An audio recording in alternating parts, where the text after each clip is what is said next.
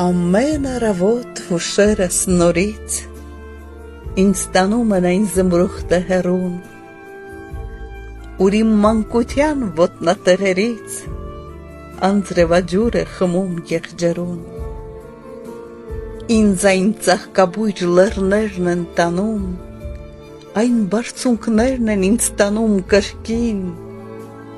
ուր մարդն ամպերին վերից է նայում,